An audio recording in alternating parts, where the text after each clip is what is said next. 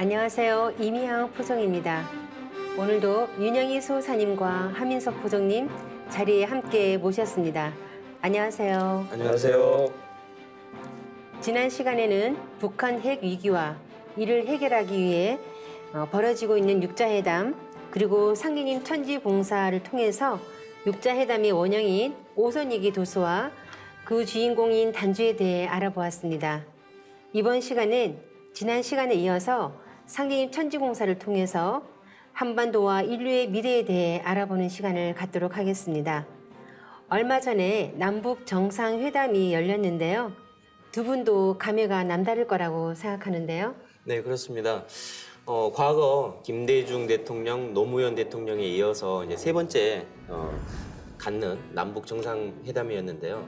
이번 남북 정상회담은 다른 때와 달리 평양에서가 아니라 이 남한 땅에 이렇게 북한의 최고 권력자인 김정은 국무위원장이 내려와서 정상회담을 가졌다라는 게 사뭇 남달랐는데요. 남북 정상회담도 3변으로 이루어지는구나 하는 생각을 하게 되었습니다. 일단 저는 보자마자 좀 살을 꼬집어 봤는데 실화냐 그리고 파격적인 행보들이 또 연출되지 않았던 것들이라서 더더욱 감동적이고 그리고 뭐 여러 이야기 중에 멀다고 하면 안 되겠구나. 네, 멀리서 가져온 뭐 냉면 언급하면서 그러니까 그 말에 사실 다 들어있지 않나. 우리가 기대하는 어떤 사건들 통일과 좋은 후천 성경의 세상도 멀다고 말하면 안 되겠구나. 그래서 뭉클하게 좀 제가 지켜봤던 기억이 납니다. 네, 저도 이제 그 장면을 보면서 참 우리가 한 핏줄인데 어떻게 이렇게 오랫동안 떨어져 있었어야 됐나 하는 그런 아쉬움도 컸고 한편으로는 또 애절한 마음도 전 개인적으로 들었습니다. 네, 이전에도 이렇게 남북 정상회담이 열렸지만 이번처럼 그렇게 의미가 이렇게 사뭇 좀 다른 것 같아요. 정상회담에서 다뤄졌던 이슈들 때문에 전 세계의 이목이 집중되지 않았습니까? 이번 정상회담에서 눈여겨봐야 할 것은 뭐 특별히 무엇이라고 보시나요? 당연히 정부가 이 주요 의제로 뽑은 한 세 가지 분야 이것을 눈여겨볼 필요가 있었는데요. 비핵화와 항구적인 한반도 평화체제 구축, 그다음에 이제 남북 관계 개선 등이 있었는데 특히 이번에 이제 한반도 평화와 번영, 통일을 위한 판문점 선언 등을 이렇게 하면서 아주 어떤 파격적인 그런 내용들이 많이 있었습니다. 그 전문을 보면 이 비정상적인 정전협정을 이 평화협정으로 이렇게 전환한다. 그러면서 완전한 비핵화를 통해 이 핵 없는 한반도를 실현한다는 이 공동 목표를 이렇게 이야기를 했었을 때 아주 좀 뜻깊었다고 이야기할 수가 있겠습니다. 또 세 번째 의제가 남북관계 발전인데, 그러니까 남북 정상 사이에서 필요한 공감대가 폭넓게 마련이 되고, 그래서 동질성을 복원한다. 그리고 뭐 통화 공존해야 된다. 그리고 경제 협력에서 공동 번영을 추구한다는 그런 이야기들이 참 너무 가슴 벅찬 얘기죠. 정말. 네, 네. 이전에 이렇게 들어보지 못했던 이렇게 회담 내용들이 이렇게 반영이 되어서 좀 뜻깊었다는 생각도 합니다. 특히 또 이제 뭐 영부인들 그렇게 과거에는 그런 영부인들의 만남이 없었지 않습니까? 네. 근데 뭐 이번에 뭐 이설주 여사랄지 이렇게 만나서 이렇게 보기도 참 좋았던 것 같아요. 그래서 딱 시계도 두 개가 걸려 있는 걸 보고 일단 평양시를 수정해서 뭐 이렇게 남한에 맞추겠다. 그거 상징적으로 시간을 맞춘다는 것 자체가 뭔가 행보를 같이 하는 느낌도 있고 희망찬 어떤 메시지로 저는 읽어지긴 했어요. 특히 한반도 비핵화에 대한 진전과 종전 체제를 평화협정 체제로 전환되어서 한반도가 이제 갈등의 장에서 어떤 화해의 장이 되었다는 그런 것을 빼놓을 수가 없을 것 같습니다. 그런데 저는 우리 국민들이 위기가 이렇게 닥칠 때는 막 불안해하다가 이렇게 분위기가 좋아지면 언제 그랬냐는 듯이 기뻐하는 것을 보면서 우리가 좀 큰 틀에서 이렇게 좀 보지를 못하고 일희일비하는 그런 면이 없지 않나 이제 이런 생각을 합니다. 진짜 뭐 흔한 비유로 이제 나무를 보지 말고 숲을 보자. 근데 숲을 보려면 그 숲에서 빠져나와야 가능한 일인데 지금 우리가 그런 사태를 안에서만 바라볼 게 아니고 좀 이렇게 큰 틀에서 좀 통찰하는 시간이 좀 필요하지 않나 이런 생각은 하게 되죠. 뭐 저도 이렇게 상기님 말씀에 2편 137장에 이런 말씀이 있거든요. 지천하지 세자는 유천하지 생기하고 암천하지 세자는 유천하지 사기니라. 이 천하의 대세를 아는 자에게는 천하의 살 기운이 붙어있고 천하의 대세 얻은 자에게는 천하의 죽을 기운밖에 없다. 특히 이제 우리가 지금 살고 있는 이 시간대는 큰 틀로 봤을 때 우주의 일련에서 하추 교육기에 해당하는 시간대거든요. 그래서 이 하추 교육기 시간대에서 이게 전체 세계 정치랄지 어떤 자연과 문명의 어떤 큰 틀을 볼 수 있는 그런 안목을 가졌으면 좋겠다는 생각을 또 했습니다. 그렇죠. 이렇게 대세를 보는 이런 안목 이런 것들이 얼마나 중요한가를 지금 말씀해 주셨는데요. 지금까지 우리가 한반도를 둘러싼 국제 정세가 어떻게 흘러갈지 또 천지 대세를 살펴보는 것은 그래서 더욱더 이렇게 중요한 것 같습니다. 상기님께서는 천지공사를 집행하시면서 1901년 이후에 우리 인류 역사의 대세가 이렇게 진행되는 프로그램을 짜셨는데요. 일명 이제 천지공사라고 하죠. 네, 상계님께서 이 나의 일은 천지를 개벽함이니 곧 천지공사라고 이렇게 말씀을 하셨거든요. 그래서 천지공사란 이 우주의 가을철, 여름에서 가을로 바뀌는 이 하추교육기를 맞이해서 하나님, 상계님께서 인간으로 오셔서 인간과 신명을 데리고 이 선천에 병든 이 천지를 뜯어 고치시는 이 대개벽공사가 바로 천지공사입니다. 그래서 하느님이 친히 기획하신 이 가을 우주철, 이 공사이기 때문에 어떤 통일 문명의 어떤 설계도이자 어떤 청사진이라고 할 수가 있는 거죠. 그래서 천지공사를 통해서 인간과 신명의 원과 한을 풀어서 이렇게 치유하고 또 인간과 만물을 살리시는 참 하나님의 구원의 어떤 프로젝트라고 이야기할 수가 있는 것이죠. 세상 사람들은 이런 천지공사하면 굉장히 어려워하고 무슨 뜻인지를 잘 모르시죠. 그냥 공사라고 하면 어디 그렇죠. 우리 일반 뭐 토목공사, 건축공사로만 생각을 생각했기 때문에. 그럼 상대님께서 이런 천지공사를 이렇게 보셨는지 포도님 거기에 대해서 좀 설명해 주세요. 저도 이제 이 천지공사라는 개념 처음 들었을 때 좀 막연하다는 느낌도 좀 있었는데 너무 사이즈가 크니까. 근데 저는 이런 얘기를 좀 종종 합니다. 이게 세상 사람들이 자기가 성공하려고 이제 여러 가지 방법을 강구할 때 꿈꾸는 다락방 이런 책 보면은 R은 VD 공식이라고 있거든요. 리얼라이제이션은 BBD 드림. 그러니까 생생하게 꿈을 꾸면은 현실이 된다는 얘기예요. 내가 뭐 성적을 올리고 싶고 뭐 건강해지고 싶고 여러 가지 꿈들이 있는데 그렇게 된다라고 믿고 계속 그거를 구체적으로 그리면 이루어진다는 건데 상제님의 BBD 드림이 천지공사라는 거죠.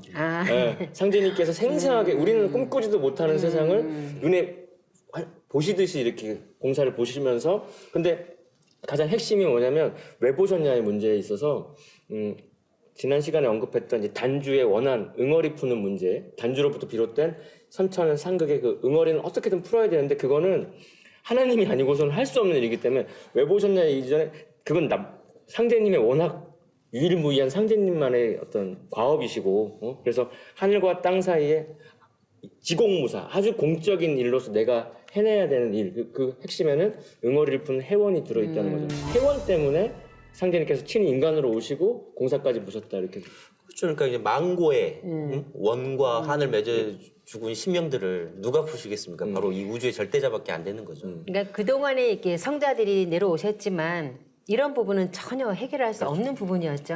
그러니까 오직 상계님께서만이 하실 수 있는 이런 일인데 상계님께서 이 세상에 인간을 오셔서 하신 그 프로젝트가 이제 천지공사라는 말씀이잖아요.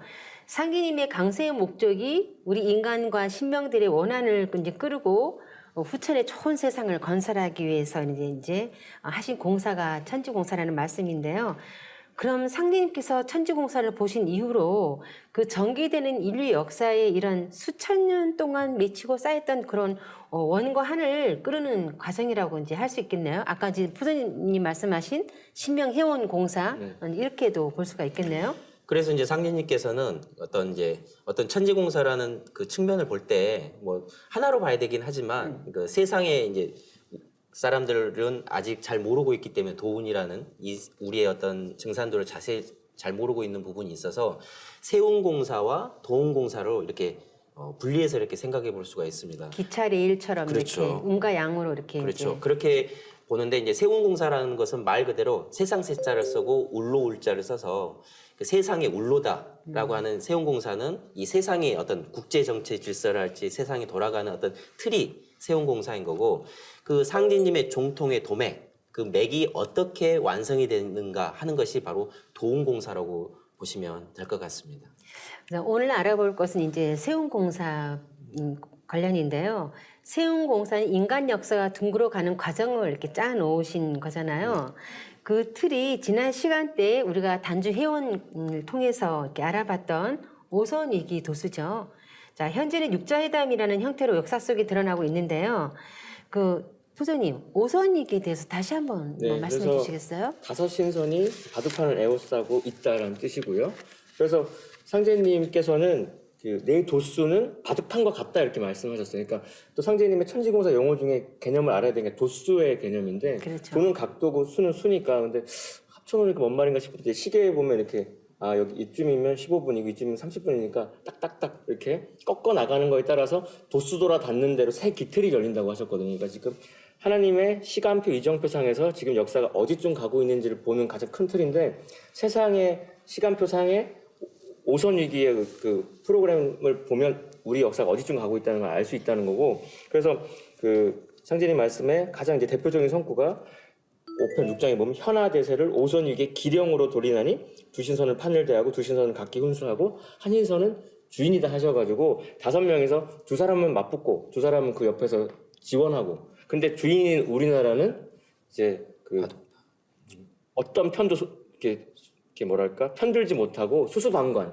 그러니까 가장 주인이 주인 노릇 못하는 상황이라는 건데 지금 남북 정상회담을 통해서 그 두 주인이 만나서 뭔가 이제 주인 노릇을 할 수 있는 어떤 시간대 흐름으로 가지 않냐. 그래서 상제님께서는 힌트로 또 주시는 말씀이 해가 저물면 바둑 두던 사람들이 해가 저물면 이렇게 판과 바둑을 두고 그 주인에게 뭐가 돌아온다는 말씀까지 하셔가지고 역사의 대세가 해가 저무는 시간대로 가는 걸 주목하라는 어떤 또 힌트도 주신 바 있습니다. 그러니까 우리가 이 세계 정세가 둥그러가는 과정은 상제님의 그 프로그램화돼서 바둑을 두는 형국으로 해서 세상이 둥그러가도록 세계 정치 질서를 이렇게 짜놓으신 거잖아요. 쉽게 이제 그렇게 이해하시면 좋을 것 같아요. 상제님께서 이 바둑판인 우리 한반도, 이 조선을 두고 세 번의 큰 전쟁, 씨름으로 비유하셨는데 그것이 일어난다는 것이죠. 그래서 새 역사의 문을 여는 이 오선위기의 구도가 바로 이 바둑판을 중심으로 해서 세 번의 그 씨름판인 상씨름 전쟁으로 이렇게 일어난다는 것을 알 수가 있습니다. 이것도 하나의 삼변성도로 이루어지는 것이죠. 세변의 과정을 이제 거치면서 이루어진다는 말씀이잖아요. 저도 처음에 그 성구를 보고 정말 인류 역사가 상제님의 천지공사대로 이렇게 정해놓으신 대로 그대로 이렇게 진행되고 있구나 하는 것에 대해서 굉장히 놀라웠거든요. 어떻게 이렇게 바둑이라는 그 바둑판을 중심으로 해서 세 번 치러지는 게임 방식으로 이렇게 짜놓으셨다는 거에 아주 굉장히 참 놀랍고 정말 하느님, 상대님만이 아니시면 그 누구도 할 수 없는 프로젝트구나 하는 생각을 했어요. 그러니까 그 표현이 너무 맞는 게 사실은 세상은 삐딱합니다. 지축이 기울어서 사람 마음이 다 삐딱해가지고 우리가 하나님이 오셨다 그러면 일단 얘는 이상하다 이렇게 얘기하는데 그렇죠. 그러면 인간으로 왔다 간 사람은 일단 다 인간인데 이분이 한 행적을 보고 이분의 위격이나 그 어떤 확건을 확인하게 되는 거지 않습니까? 그렇죠. 근데 하나님이 아니면 할 수 없는 짓을 하고 가신 분이 있다는 거죠. 근데 그러니까 말씀을 들어보면 공간적으로는 바둑판이고 시간적으로는 씨름판인데 그렇죠. 두 게임 자체가 굉장히 유서 깊은 게임입니다. 그래서 그 씨름판 하면은 사실 뭐 우리나라의 민속 씨름이기도 한데 근데 씨름을 조금 더 깊이 파헤쳐 보면은 그 게임 방식이 한 3-4가지가 있는데요. 가장 우리가 서양 말로 토너먼트라고 하는 거, 맞붙기. 그다음에 리그라고 알고 있는 돌려붙기 막 이렇게 있고. 근데 이 상제님의 이번 그 씨름판은 그 지원액이라는 형식입니다. 이긴 사람이 계속해서 상대편을 계속 붙는 거죠.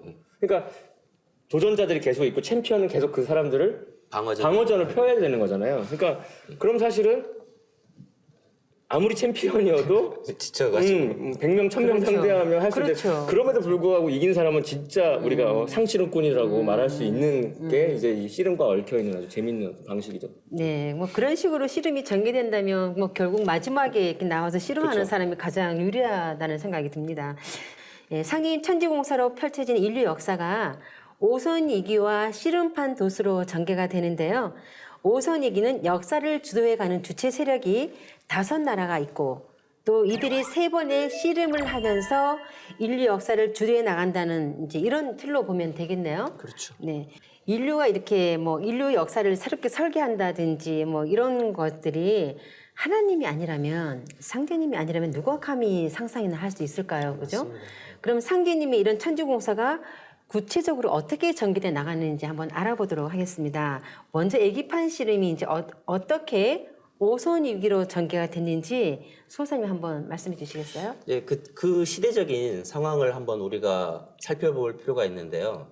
20세기 초라고 하면 이제 서양의 제국주의들, 그 열강이 각축을 벌여가지고 이른바 이제 땅 따먹기 그런 시대였거든요. 그래서 이 동양 여러 나라 영토를 침탈을 해서 참혹하게 유린하고 예, 그런 때였는데 뭐 아프리카, 뭐 인도, 동남아, 중국까지 해서 그 서양 그 제국주의 열강들에 의해서 뭐 다 차지하고 마지막 이 서양 열강들이 마지막으로 이제 우리나라 한반도 땅에 있던 조선을 이렇게 침략하기 위해서 이제 손길을 뻗치고 있었을 때라는 거죠. 20세기 초반 전후로 해서. 근데 이제 일본은 청일 전쟁을 통해서 이제 승리를 하게 되지 않습니까? 그래서 조선을 통해서 이제 청나라 이제 대륙 쪽으로 진출하려고 하는 그런 시기적인 상황이었었는데 그 당시 이제 러시아가 이 부동항 겨울에도 얼지 않는 항구 이 부동항을 확보하기 위해서 남진 정책을 펼치게 되거든요. 그때 이제 러시아는 이제 프랑스와 독일과의 어떤 동맹을 맺고 이제 그런 상황에서 일본은 너무 이제 러시아에 비해서는 힘도 약하고 그러다 보니까 이 러시아가 이렇게 유럽 쪽으로 진출하는 것을 제어하기 위해서 이제 영국은 일본과의 동맹을 맺게 되는 거죠. 그때 이제 미국은 이제 지원 기술이랄지 이런 것들을 일본에 지원하게 되면서 이제 그런 상황에서 1904년 2월 8일 날 러시아 남진 정책의 보루였던 이 여순항 공항을 일본이 기습 공격하면서부터 러일 전쟁이 발발하게 됩니다. 그것이 계기가 돼서 1차 세계대전인 그 애기판이 이렇게 벌어지게 되는 거죠. 그러니까 결국 애기판 씨름의 목적이라는 것은 세계를 유린하던 서양 제국주의 그 세력을 물리치는 데 있었다는 말씀이잖아요. 그렇죠. 그 러일 전쟁에 보면 어떻게 이 작은 일본이 러시아를 물리칠 수 있었는지 그 비화도 있죠. 그래서 그것과 관련해서 내용이 잘 나와 있는 게 뭐 이제 개벽 실제 상황에 있는데요. 여기 보시면은 만평이 있어요. 그 당시 만평이에요. 그래서 러시아하고 이게 유럽 챔피언이라고 돼 있고 여기는 동양 챔피언인데 지금 체급이 안 맞지 않습니까? 그러니까 다윗이 골리앗한테 이렇게 덤벼든 거예요 지금. 그러니까 그 당시에 그 1904년 2월 8일 날 이렇게 그 여순항을 기습한 걸로, 그러니까 먼저 이 다윗이 요즘 말로 선빵을 날렸는데 그 당시에 그 규모라고 하면은 그 세금 규모가 러시아가 8배입니다. 그 다음에 상비군이 15배입니다. 그러니까 300만 명을 갖고 있었던 게 러시아예요. 그러니까 다른 만평들 보면 곰이에요, 러시아는. 그리고 아주 협소한, 일본 자체가 외소에서 외인인데요. 그게 싸움이 안 돼서 평가를 하는 사람은 전부 다 러시아가 무조건 이긴다, 이거는. 그렇죠. 당연히 근데 그렇죠. 이게 일본의 승리로 끝나죠. 그럼 이 현실 역사, 이 기적이 일어나게 된 데에는 그 당시에 공사에 한참 진력하셨던 상제님의 손길이 개입을 했다는 얘기거든요. 그래서 5편 53장에 보면은 상제님께서 이런 말씀을 하시거든요. 이제 49일 동안 동남풍을 빌어와야 하리라. 이 동남풍으로 밀려드는 서양의 기세를 물리쳐야 동양을 구할 수 있으리라 하시고 49일 동남풍 공사를 보십니다. 그러니까 러시아라고 하는 북서풍의 인자를 동남풍으로 맞서가지고 이제 물리치는 거죠, 서양 세력을. 그래서 실제로 이제 전쟁에서는 사실은 전략이 그 상대방의 어떤 그 기습을 이제 예측하고 맞서야 되는데, 그 러일 전쟁에서 제일 유명한 함대가 뭡니까? 그 우리 발틱 함대라고 하는, 그게 북해 저기서 있다가 원래 이쪽 우리 동쪽으로 엄청 힘들게 와요. 원래는 수에즈 해야 되는데 거기도 차단돼가지고 희망봉 거쳐가지고 힘들게 와가지고 이제 대한해협을 딱 같이 가기로 했는데, 이게 또 상제님이 아름길을 주셔서 그 도고 제독 밑에 있던 약게야마 준장한테 꿈에 2-3번 나타납니다. 그 진영이 다 보이는 거죠. 그 현장이 다 보이는 거죠. 그 발틱 함대가 지나가는 그 형세가, 그 해전은 그 진영이 있잖아요. 배가 지나가는. 그리고 조심 이렇게 불도 끄고 가다가 병원선 하나가 불을 켜버리는 바람에 대번에 발견이 돼가지고 거기서 이제 그 엄청난 함대가 그냥 여지없이 그냥 공격당해서 끝나버리거든요. 저도 그 발틱 함대가 대패를 하는 것 중에 하나가 일본이 임진왜란때 그 이순신 장군한테 그렇게 당했던 하객진에 의해서 맞아요. 네. 발틱 함대가 완전히 침몰했다라는 그런 이야기를 들었습니다. 네, 일본인들이 자신들의 조상이신 그 천조 대신이 일으켰다고 믿었던 그 신풍이 사실은 우주의 조화주이신 상계님께서 불러주신 그 조화의 바람이었잖아요. 그래서 포탄을 날리는데 바람이 역방향을 보니까 하나도 안 맞는 거죠. 일명 동남풍이라고 네, 하죠. 그 동남풍 네, 공사. 네. 이렇게 여일 전쟁이 1차 세계 대전으로 번진 것에 대해서는 그래서 이 러시아는 부동항 아까 찾으려고 이 한반도를 넘봤다가 깨갱해가지고 또 다른 이제 그 발칸반도로 시선을 돌리게 됩니다. 발칸반도도 거기 민족주의자들끼리의 갈등이 심하던 시절이에요. 그 러시아는 이제 슬라브 민족이고 그쪽에 범슬라브주의 이제 세르비아들이 있었는데 거기에 이제 오스트리아 헝가리 제국 거기는 이제 민족이 이제 범게르만족이거든요. 그 두 진영이 이제 맞붙는 상태에서 오스트리아 황태자가 이제 세르비아 청년에 의해서 저격당하는 사건이 터지죠. 그 사건으로부터 이제 방아쇠가 탕 터져가지고 얽혀있던 모든 전쟁들이 이제 촉발이 돼버립니다.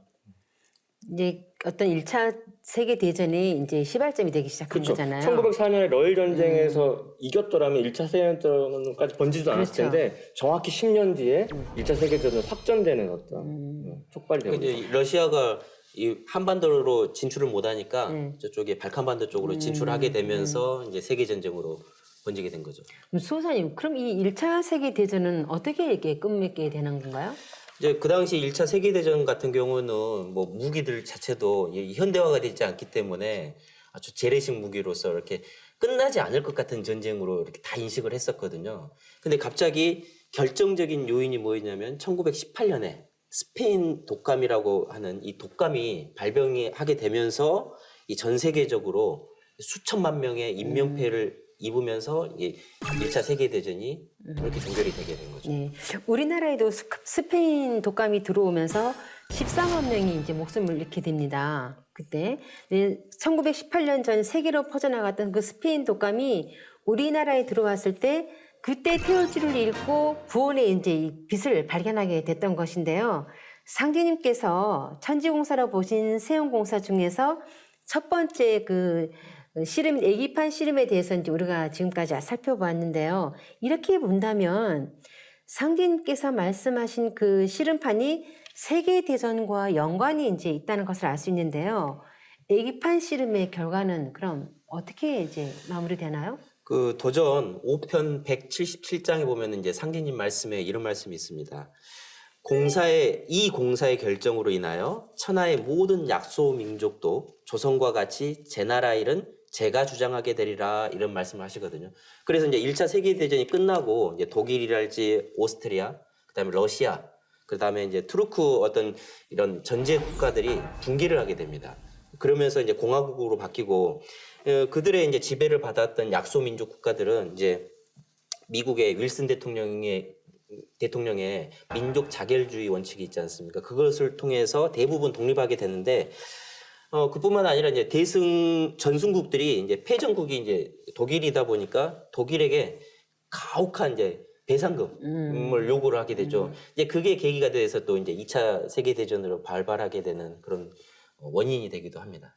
그래서 마감된 첫 번째 전쟁은 이제 총각판으로 넘어오면서 애기였다가 총각이 되니까 이제 사이즈가 커지죠. 예. 사실 그래서 러일 전쟁에 대한 어떤 여러 평가는 뭐냐면 동양의 제국주의와 서양의 제국주의가 맞붙은 걸로 이해를 하셔야 되는 거예요. 러시아라고 하는 서양과 동양이 맞붙었는데 유일한 이제 동양의 제국주의자였던 일본이 이제 더 야욕을 키우게 되면서 전쟁이 벌어집니다. 그것과 관련해서는 상제님께서 이런 말씀을 5편 405장에 하신 바 있는데요. 읽어보겠습니다.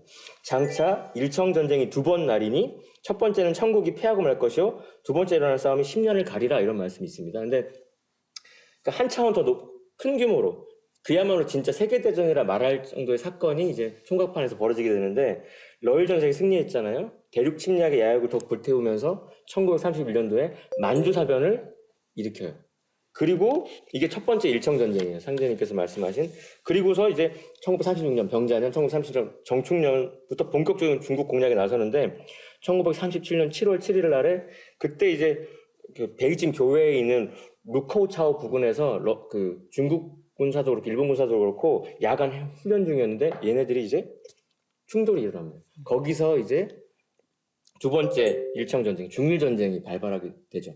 그때 근데 일본은 독일하고 이렇게 협정을 맺은 상태고, 그 다음에 중국은 중소 불가침 조약을 맺은 상태니까 그렇게 또 세계 전쟁으로 확전될 수 있는 그 세팅이 돼 있었던 거예요. 오선 위기에. 그렇죠. 두 번째 오선 위기의 프레임으로 이제 접어들게 되는 게 총각판의 시작이었습니다. 그 중일 전쟁도 우려와 이제 깊은 연관이 있죠. 그 일본에 의해서 시작된 중일 전쟁은 2차 세계 대전으로 이제 발발하게 되는데요. 총각판 씨름에 대해서 좀 말씀해 그래서 주세요. 사실 우리가 세계사 시간에 배운 거는 2차 세계대전은 히틀러가 폴란드 침공한 걸로 시작한 걸로 알고 있어요. 1949년도에. 근데 아까도 언급했지만 31년도에 만주사변이 있고 37년도에 중일전쟁이 있고 그때 일본하고 협정 맺은 독일이 폴란드를 39년도에 하면서 이제 그 인류 역사상 최초로 전 세계로 확정이 됩니다. 그래서 인적, 물적 모든 어떤 총체가 이렇게 투입이 되면서 그때 아까 전쟁의 순기능 중에 이제 의학도 발전하고 과학기술도 비약하게 되고 그렇게 된 건데, 근데 이제 여러 이제 세계의 이런 역사학자들 중에서 좀 주목해 볼 만한 학자는 증오의 세계라는 책을 쓴 퍼거슨이라는 분이 지금의 세계사는 너무 유럽 중심의 시각이라는 거예요. 사실 히틀러는 그 전쟁의 그 첫 번째 그 사람이 아니었다는 거죠. 그러니까 뒤늦게 참전을 하게 됐다는 거죠. 그러니까 1차 세계대전을 시작하게 만든 러일 전쟁, 1904년에 그 사건으로 1914년에 그 1차 세계대전이 번졌던 거고, 그 2차 세계대전도 결국 이 한반도를 둘러싼 오선위기 틀에서 번졌던 거고, 그리고 1945년도에 원폭으로 종결된 거라고 생각하지만 그때 생각보다 전쟁이 일찍 끝나는 바람에 남아도는 어떤 그 무기를 소모할 지역을 찾다가 다시 또 한국이 돼서 이 니얼 퍼거슨은 이 20세기 증오의 세기라고 자신이 명명한 이 역사가 시작도 러일 전쟁 한국이었고 끝나는 것도 53년도 6.25 전쟁이 끝나는 걸로 시작도 여기고 끝도 여기니까 다시 전쟁이 터진다면 또 역시 여길 거라는 그 전쟁의 중심은 한국이라는 네네. 얘기잖아요. 네. 이게 상님님이 짜놓으신 이 바둑판과 씨름판 도수에 그렇죠. 딱 맞아 떨어지는 거거든요. 네. 상인님께서 일본에게 천하 통일의 기운을 몰아주심으로써 일본이 이제 서양 제국주의의 세력을 물리치는데 큰 역할을 하게 된 거죠. 이제 상인님의 공산지만 그들이 스승을 배신하는 배사유를 이렇게 범함으로써 일본은 결국 원자폭탄을 맞고 패망하게 되지 않습니까? 이를 보면 정말 하늘에도 천도가 엄정하다는 것을 알 수 있는데요. 소선 1, 2차 대전의 그 결과는 이제 어떻게 되죠? 이 상계님의 천상의 조화정부가 이제 그 지상에 펼쳐지게 되는데 1차 세계대전이 끝나고 나서는 이 국제연맹으로서 그다음에 2차 세계대전이 끝나고서는 국제연합이라는 어떤 그런 조직이 발동이 되면서 어떤 상계님께서의 어떤 그 조화정부 천상의 조화정부의 어떤 밑그림이 지상에 서서히 이렇게 이제 청사진처럼 이렇게 보여지게 되는 것입니다. 그 천지공사로서 이렇게 이루어지는 과정을 보면 우리가 세상 둥그라는 과정들이 정말 어떤 손길, 그죠? 하늘의 그 상제님의 그 손길이 그대로 우리한테 이렇게 실현된다는 것을 확인할 수 있는 시간인 것 같습니다. 그 핵무기와 생화무기에 대한 등장도 또 이 상황에서 나오게 되죠. 2차 세계대전 총각판이 무서운 건 이제 핵무기가 사용이 돼버렸죠. 그래서 그 히로시마 나가사키에 8월 6일, 8월 9일에 이제 리틀보이, 펜맨 이렇게 떨어지는데 그러면서 15만 명 죽습니다. 떨어지자마자 그 핵폭탄에 의해서. 예. 그리고 후유증으로 14만 명이 죽습니다. 5년 안에 그렇게 됩니다. 그러면 그때 살아남은 사람들도 다 이제 후유증을 앓게 됩니다. 그게 암, 림프종, 악성 이제 혈액 질환들로 다 결국 죽어요. 그게 또 그때 임신했던 사람들이 또 애를 뵀는데 그게 또 유전병으로 계속 내려가가지고 그래서 이게 기형아 출산하고 유전자 변형이 오고 그런 걸로 이어지면서 지금도 그거는 이제 피해는 아직 이제 자유롭지 않다고 말할 수 있게 되죠. 그러니까 인공 괴질이 생긴 거예요. 자연적인 병이 아니라 인간이 만든 이제 병들이 생기게 되고 또 이 병을 아까 병난과 병난 그러니까 전쟁도 있고 질병도 있다고 그랬는데 아까 스페인 독감은 약간 자연 발생적인 느낌이었다라면 2차 세계대전 총각판에서는 인간이 만든 병이 핵으로 인해서 그렇죠. 희유증. 원치 않게 생긴 병과 함께 이 병균을 무기로 쓰는 생각까지 이제 소름 끼치게 하게 됩니다. 그게 이제 생화학 무기잖아요. 그렇죠. 그래서 네. 우리가 잘 알고 있던 뭐 731 부대 같은 것들도 그런 거를 임상 실험했던 공간이고, 그러니까 2차 세계대전과 총각판이 안겨준 어떤 교훈들은 무궁무진하죠. 인간이 이렇게까지 잔인할 수 있다. 그러니까 시르판이 조금씩 커질수록 전쟁의 상황이 더 과격해지고 좀 커지는 거죠. 그러니까 그죠? 예, 세지는 것 같아요. 그러니까 1, 2차 세계대전을 통해서 등장한 핵무기와 그런 생화학 무기는 우리 그 전쟁에서뿐만이 아니라 국제정치의 중심 주제로 이제 등장하게 되는데요. 그런데 전문가들은 북한이 보유한 핵보다 생화학 무기가 더 위험하다고 이제 그런 얘기들을 많이 합니다. 이제 생화학 무기라고 하면 이제 생물 무기하고 화학 무기로 이렇게 이야기를 하지 않습니까? 얼마 전에 제가 이제 TV에서 시리아 그 지금 내전 상태인데 이 정부군이 화학 무기를 공격을 해가지고 어린 애들이 이렇게 뭐 산소 호흡기를 끼고 있다든지 또 뭐 이렇게 이런 끔찍한 장면들을 참 목격을 했었는데요. 이 북한의 이런 이 생화학 무기라는 것이 이 비대칭 전략으로서 핵무기보다 더 이렇게 위협적이고 이렇게 무섭다라고 이렇게 분석이 나와 있거든요. 그래서 이 생화학 무기가 몇천 톤, 약 5천만 톤 정도 되는 양이 있다고 하거든요. 그래서 북한에요? 이 양만으로도 뭐 핵무기 못지않는 위력을 가질 수 있다는 겁니다. 그래서 우리 아베 신조랑 트럼프가 정상회담 할 때 둘이서 이렇게 합의한 사항 중에 하나가 핵무기와 미사일뿐만이 아니라 북한의 그 생물 화학무기 폐기도 요구하자. 그래서 실제로 이제 그 살인가스랑 그 탄저균 백색. 공포라고 하는 그런 것들을 잔뜩 대량 보유하고 있는 걸로 이미 알려져 있고요. 작년 기사를 제가 본 게 있는데 그 일본 해역으로 북한 어민들이 넘어오는데 그거는 물고기를 가져가는 그 만이 아니라 그 북한 주민들이 보유하고 있는 천연두도 우려가 된다는 식의 기사가 그래서 그 국회에서 그거를 단호하게 이렇게 좀 우리가 차단해야 된다는 얘기도 작년 11월 기사에 있었거든요. 그러니까 지금 그 탄저균, 천연두균 뭔가 우리가 아직 백신도 없고 터지면 노답인 어떤 문제들이 지금 도사리고 있다. 지금 우리를 현실적으로 위협하고 있다. 알고 계셔야 될 것 같아요. 우리는 지금 너무나 이게 핵무기에만 집중하고 있기 때문에 이 차후에 일어날 수 있는 이 생화학 무기에 대한 또 다른 전쟁의 한 요소를 지금 못 보고 있는 부분도 있지 않나 싶어요. 북한의 핵뿐만이 아니라 생화학 무기까지 이제 걱정해야 되는데요. 북핵 위기에 이제 진전이 있다고 해서 우리가 정말 기뻐해야만 일은 아닌 것 같습니다. 총각판 씨름 이후에 벌어지고 있는 이제 큰 씨름, 상씨름에 대해서 이제 좀 알아볼 필요가 있는데요. 주인끼리 맞이 싸우는 그 상씨름은 바둑판의 주인인 우리나라와 그 북한에 이제 분단되면서 이제 이 마지막에 터지는 씨름이잖아요. 소사님 이 상씨름에 대해서 좀 한 말씀 해주세요. 그렇죠. 이제 총각판인 2차 세계대전이 끝나면서 이렇게 소련은 일본의 어떤 선전포고를 합니다. 끝나기 무렵. 포고를 하면서 이 한반도에 어떤 진주하기 시작하게 되는데 이제 다급해졌죠. 그 소련과 미국의 어떤 패권주의 당시에는 패권주의의 어떤 그런 양상이었기 때문에 미국은 이 소련의 북위 38도선을 경계로 해서 이 분할 점령안을 제시를 하게 됩니다. 그래서 이북은 소련이 또 그 이남은 미국이 이렇게 9월 9일 날 38선의 이제 이남 지역을 점령을 하게 되는데 그 상진님 말씀에 이런 말씀이 있습니다. 일본은 동양 모습이요 미국은 서양 모습이니라. 장차 일본이 나가고 서양이 들어오느니라 하신 말씀처럼 이 일본이 물러나고 나니까 그 자리에 소련과 미국이 이 한반도를 중심으로 해서 그 어떤 패권 다툼을 벌이게 되는 그런 상황에 놓여진 것이죠.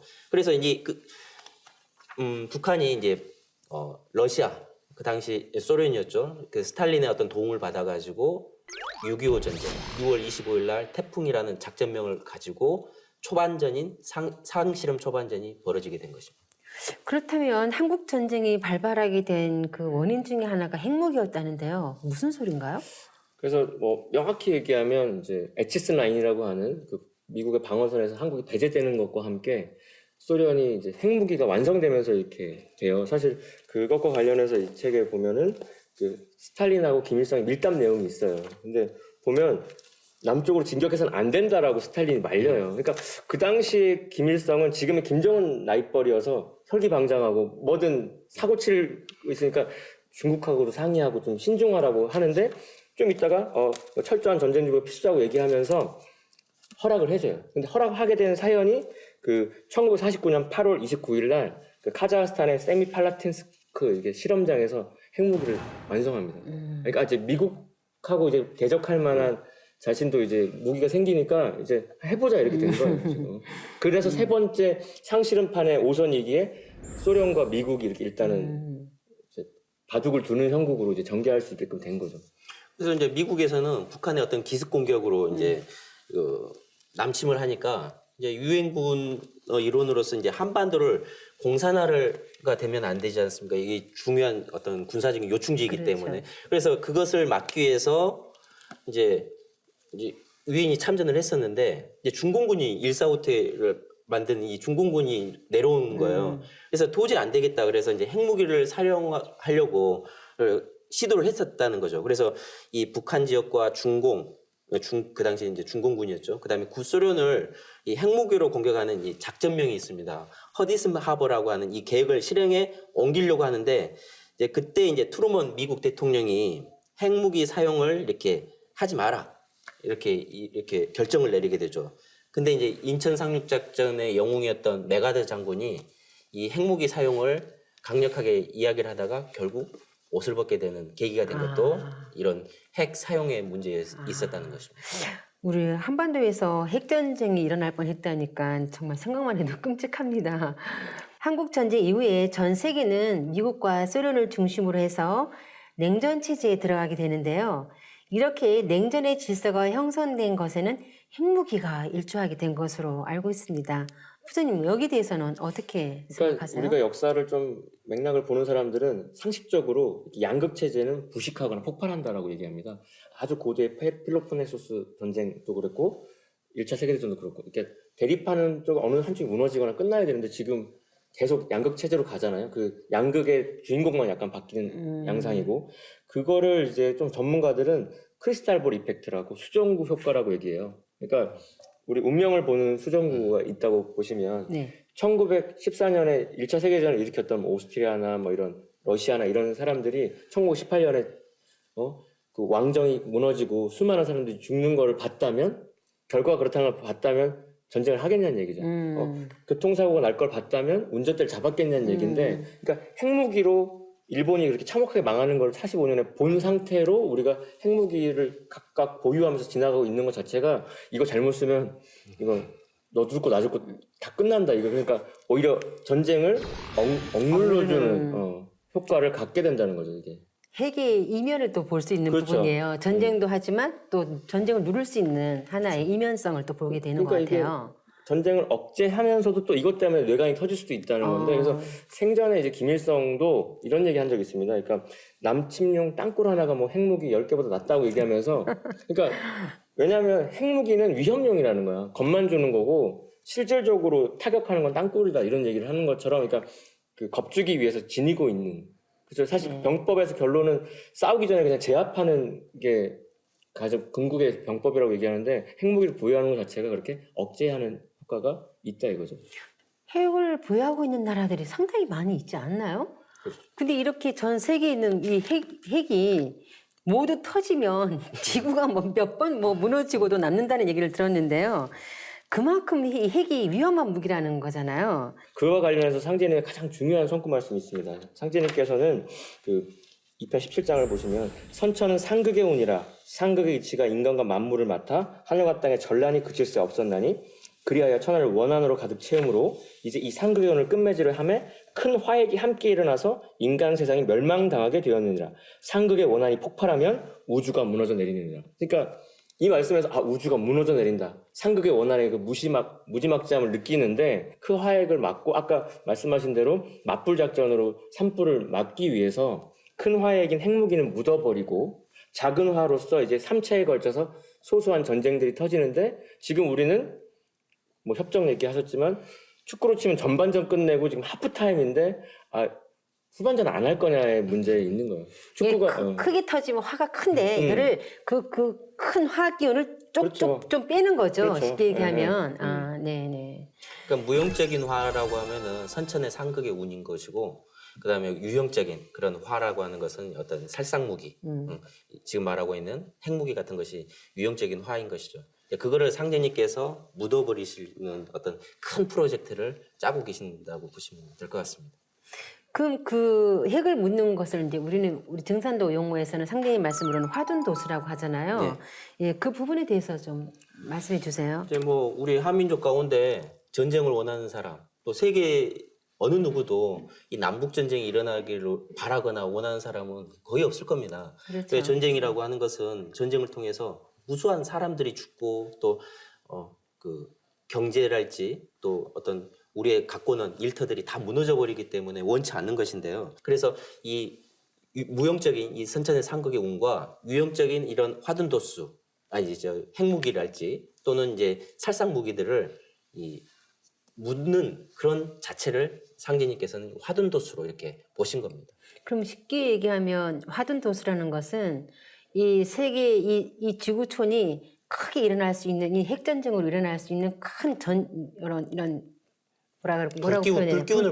불기운을 묻는 그런 이제 공사가 화둔도수라는 말씀이죠. 네, 지금 북한의 그 비핵화를 둘러싼 일련의 사건들이 그 회담들이 상제님의 화둔도수가 이렇게 실현되는 과정이라고 보면 될 것 같습니다. 소사님, 미국과 러시아는 이 부분에 대해서 이제 뭐 협정을 맺고 했잖아요. 그렇죠. 이제 1980년대 이제 레이건과 그 고르바초프가 이제 그 제로 옵션이라는 것을 논의를 하게 됩니다. 그래서 그 제로 옵션을 통해서 수십 년 동안 이 핵 감축 협정을 이렇게 맺었는데요. 그 과정 속에서도 이제 여러 가지 진통은 있었지만 이제 육자회담, 이 북한 핵 무기를 중심으로 한 이 육자회담을 통해서 이제 진정한 이제 북한 핵 무기를 폐기하는 것을 위해서 이제 세계 강대국들은 노력해 온 것이죠. 부장님, 얼마 전까지만 해도 한 몇 년 전까지만 해도 서울 불바다 했었는데요. 이렇게 급작스럽게 비핵화하니까 참 이것도 상대님이 화둔 공사의 그 도수가 아닌가 싶어요. 저도 이제 그런 화둔을 말씀하실 때 떠오르는 게 우리가 MT 가서 캠프파이어 하고 흙으로 이제 덥죠. 불씨를 좀 덮죠. 근데 덮었어도 안에는 이제 불씨는 남아 있어서 얘네들이 뭐 가끔 튀기도 하고 하는 건데 지금 그래서 94년도 비핵화 뭐 문제와 관련해서 94년도에 IAEA 탈퇴하고 그때 막 진짜 전쟁 날 줄 알고 사재기하고 하셨던 기억이 있을 텐데 그러면서 긴장도 한번 하게 하고 그러면서 지금은 또 이완도 시키고 그것도 음향으로 지금 불 묻는 과정도 이렇게 좀 완급 조절이 되고 있다 그런 느낌이 있고요. 상기님의 하둔독수에 따라서 핵전쟁은 이제 일어나지 않을 것이다라는 이제 얘기도 있는데요. 그 부분은 어떻게? 그러니까 그 영화 제목 소설이기도 하고 무기여 자리 거라고 있는데 핵무기여 자리 거랍니다. 그러니까 이제 그 우주의 여러 면에서 가로 넘어가는 사건은 이제 법칙적으로 화극금의 상극 끊어진 다리를 이제 화생토 토생금으로 이어주시는 건데 불기운이 이제 사고를 치는 거죠. 문명을 일으켜준 불인데 그게 집도 태워먹을 수 있고 그게 이제 아까 말씀하셨던 그 원한의 살기, 무형의 어떤 에너지, 증오의 에너지이기도 하고 유형의 무기이기도 한데 무기 중에 가장 무서운 핵무기는 이 우주를 무너뜨리고 완전히 소멸시킬 거기 때문에 그거는 하나님이 토의 자리에 계신 하나님이 그거를 상생으로 돌리게끔 하신 거예요. 그러니까 그 일은 걱정은 안 하셔도 된다는 것이 이제 하나님의 천지공사의 어떤 중요 골자기도 합니다. 그 지금의 그 북한 핵 위기가 정상회담이라는 이런 과정들을 보면서 상기님께서 집행해 놓으신 화둔도수가 이제 현실 역사로 이루어지고 있다는 것을 보여주는 대목인데요. 상기님께서 1901년부터 이렇게 천지공사를 기획하신 인류 역사가 애기판, 총각판, 상실음판을 거쳐서 이제 막바지에 다다르고 있는데요. 상실음이 어떻게 마무리되고 우지의 가을을 앞두고 이게 후천 성경이 건설되게 되는지에 대한 것도 상대님께서 천지공사를 이미 다 짜놓으셨죠. 그래서 이제 도전을 보시면 7편 35장에 이제 상제님께서 말씀하신 게 있습니다. 때가 되면 세계 전쟁이 붙으리라. 전쟁은 내가 일으키고 내가 말리느니라. 난의 시작은 38선에 있으나 큰 전쟁은 중국에서 일어나리니 중국은 세계에 오고 가는 발길에 채워놓으리라 이렇게 말씀하셨습니다. 이 말씀을 이렇게 통해서 보면은 이 초반 전쟁, 이 상실함의 초반 전쟁은 기존의 애기판과 총각판처럼 이 한반도에서 이렇게 발발은 되긴 하지만 큰 전쟁은 이제 세계 전쟁은 이렇게 어떻게 중국에서 터진다라는 이 말씀이거든요. 그래서 지금 지금의 어떤 그 중국과 미국이라는 이 양국 두 강대국들의 어떤 그 정치 질서, 세계 질서를 이렇게 유심히 바라봐야 되는 그런 상황이라는 거죠. 뭐 작게는 남북한의 문제이기도 하지만 크게는 강대국들 중심으로 이렇게 짜놓으신 거기 때문에 우리가 좀 큰 틀로 이렇게 볼 필요가 있는 것 같아요. 포자님 그 남북 상실은 이제 어떻게 이렇게 끝나게 되나요? 그렇다면 상대님 말씀으로 볼 때 우리가 사실 이제 상대님 말씀을 들어가기 전에 세상에서 이제 전문가들이 말하는 거는 지금의 정세가 100년 전하고 너무 똑같다는 거예요. 이코노미스트지에 이미 2013년도에 나온 기사인데 기분 나쁘게 똑같다고 써 있어요. 그 기사가 쓰기는. 왜냐하면 그 당시에 영국과 독일하고의 그 판세가 지금의 미국과 중국하고 너무 흡사하다. 그리고 그 프랑스의 움직임도 그 당시에 뭐 일본 그 당시 프랑스와 움직임이 지금 일본의 모습과도 비슷하다는 거죠. 그러니까 신구의 그 세력 파워 시프트, 헤게모니 쟁탈전 속에서 지금 양보가 없는 상황이거든요. 그 틈에 우리가 딱 있습니다. 아까 말씀하셨던 대만과 중국의 문제, 동중국해 문제, 센카쿠 열도, 그러니까 그 시작만 우리나라에서 이제 도화선만 딱 불만 붙이는 거지. 그 뇌관은 더 큰 전쟁은 중국과 관련해서 있는 거예요. 근데 그 여파는 우리도 똑같이 겪을 거기 때문에 그렇죠. 정말 이 그 도수가 착착착 돌아가는 거가 우리한테는 정말 카운트다운 하는 느낌으로 피가 말리는 면도 아는 자들은 좀 있죠. 네.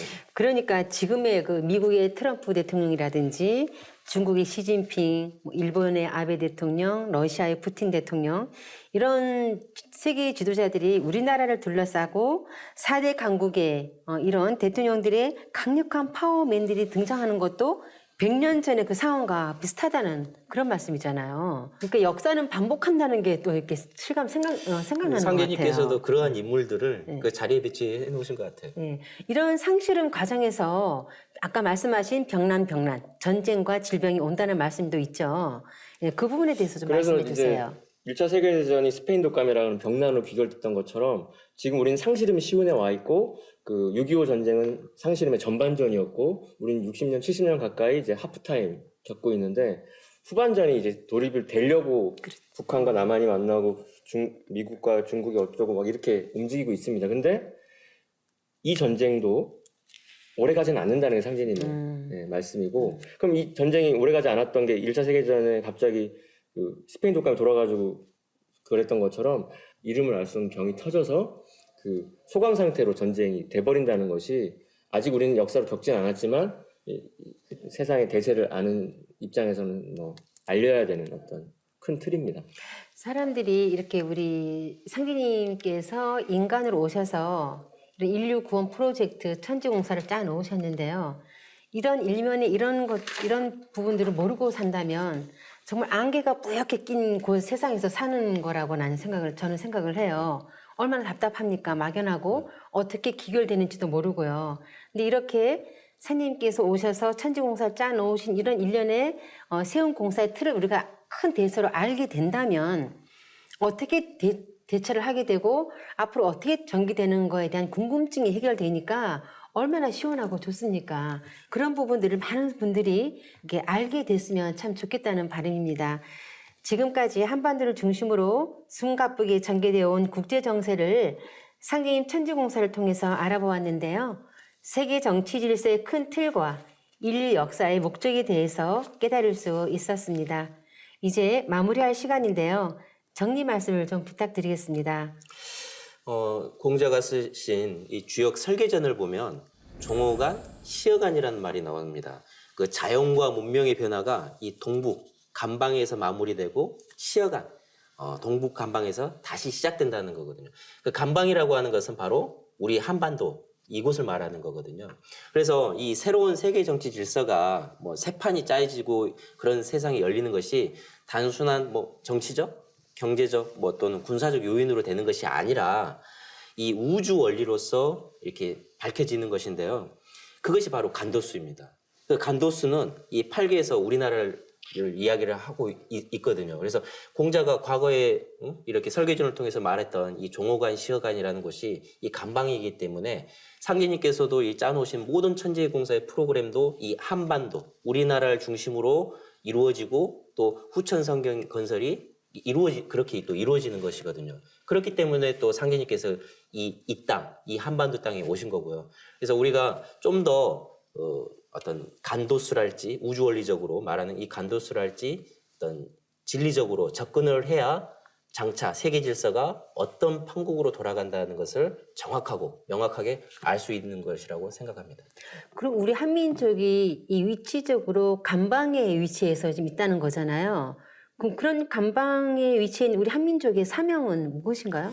그래서 사실 우리 한민족의 정서라고 하면 한이라고 얘기하는데 한자를 들여다보면은 마음신변의 간방의 간자거든요. 간방의 마음이죠. 그러니까 가장 상처도 많이 받고 여기서 가장 핍박도 많이 받았던 이 자리에서 다시 시작을 한 희망이 있는 건데, 그래서 앞서 언급됐지만 다시 한번 강조하는 상제님 말씀이 5편 415장의 첫 구절입니다. 그래서 상시름으로 종어간이다. 그러니까 간에서 끝나는데 그거는 상시름으로 끝을 낸다는 거고, 그래서 전쟁으로 세상 끝을 맺나니 개벽시대 어찌 전쟁이 없겠느냐. 세상 사람들한테 다 물어보면 없을 거다, 없었으면 좋겠다고 하는데 이거는 반드시 필연적으로 맞이해야 되는 전쟁이라는 겁니다. 그래서 이 개벽 실제 상황 책에서 그 간도수와 관련해서 이제 종도사님께서 한민족의 숙명과 사명이 뭐냐에 대해서 언급하신 대목이 있어서 이건 그대로 한번 인용을 해볼까 하는데요.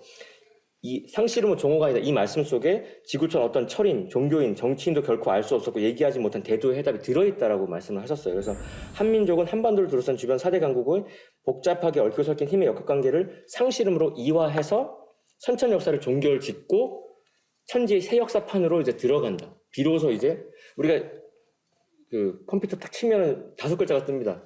새로운 시작. 근데 그 시작은 상시름으로 종호간으로부터 첫 페이지를 쓸 수 있게 되는 거죠. 그래서 앞으로 벌어진 상시름 한판 승부는 인간 역사 문명의 틀을 바꾸는 개벽 전쟁이라고 인식해야 되고, 그리고 천지 전쟁이라는 거죠. 이 전쟁이 상극 질서를 신천지의 상생 질서로 전환시켜주는 거기 때문에 우리가 거기를 통과를 무조건 해야 되는 거예요. 그래서 우리는 천리의 기틀이 바뀌는 크나큰 시련을 극복하고 진정한 새 우주의 인존으로 탄생해야 하는 한민족에게 주어진 지구한 숙명 앞에 숙연해지지 않을 수 없다라고 말씀하셨습니다. 그래서 대개벽의 폭풍 속에서 인류를 건져 새 역사를 여는 한민족, 이것이 간방 한민족이 인류의 미래에 던지는 가장 위대한 비전이다 이거죠. 그래서 포장은 비극이다, 알맹이 컨텐츠는 비전이라는 거, 이거를 알고 준비할 때 가능하다. 저는 오늘 이제 이렇게 우리가 대화를 나누면서 보전이 금방 말씀하신 것처럼 우리가 어떤 이런 말도 있죠. 평화를 원하면 이제 전쟁을 준비하라는 말이 있듯이 상생의 어떤 그런 후천 성경이 좋은 세상을 가기 위해서는 상극이라는 이런 전쟁을 바탕으로 한 고통과 시련의 과정도 우리가 거쳐야 된다는 거죠. 예. 그런 것처럼 우리 인류 역사가 어떻게 전개될지 알기 위해서는 나무가 아닌 숲을 봐야 하듯이 역사의 거대한 흐름, 천지 대세를 알아야 한다는 이런 말씀을 지금까지 이제 쭉 해왔었는데요. 인류의 미래가 열리는 천지 대세와 가을 개벽으로 열리는 부천 성경의 비전이 상계님께서 집행하신 천지 공사에 모두 들어 있습니다. 더 자세한 것은 증산도의 진리 저석을 통해서 알아보시면 좋겠습니다. 지금까지 시청해주신 시청자 여러분, 감사합니다.